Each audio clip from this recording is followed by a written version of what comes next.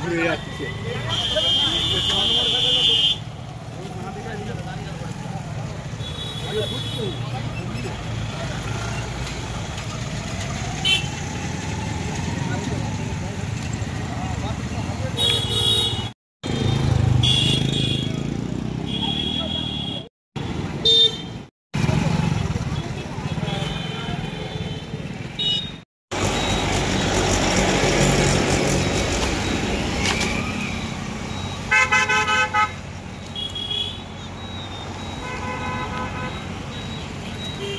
ছিল ঘটনাটা?